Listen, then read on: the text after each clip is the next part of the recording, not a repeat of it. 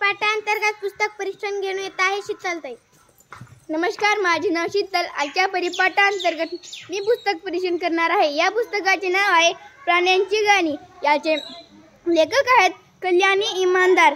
यामध्ये याचे प्रकाशन केले आहे ज्योत्स्ना प्रकाशन।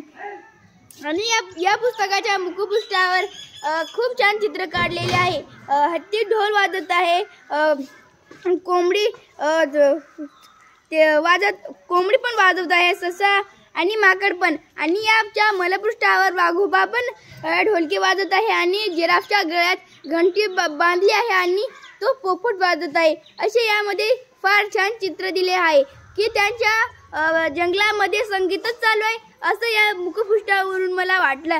आणि या पुस्तकामध्ये फार छान दोन टप्प्याचे कविता केलेली आहे आणि तेच म्हणजे गाणी। आपण आपल्या प्राण्यांवर, चिमणीवर अशा मोठमोठ्या कविता लिहितो आणि या पुस्तकामध्ये माकड अशा वेगवेगळ्या प्राण्यांची कविता गाणी लिहिलेली आहे आणि ते दोनच वाक्यामध्ये त्यांचं सगळं सांगून देतं की माकडाला सर्वात जास्त केळी आवडतो ना, तसं त्यामध्ये दोन वाक्यातच त्याला जे आवडतं आणि तो जो करतो त्यामध्ये दोन वाक्यांमध्येच यामध्ये मांडला आहे। मी या पुस्तकातून शिकले की आपण प्राण्यांची, इतर वस्तूंची, निसर्गातल्या वस्तूंची आपण त्यावर कविता लिहिली पाहिजे आणि ते पण मांडलं पाहिजे।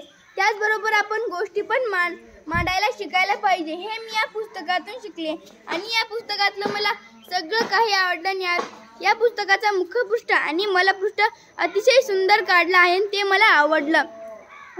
हे पुस्तक तुम्ही वाचा। आणि हे पुस्तक मला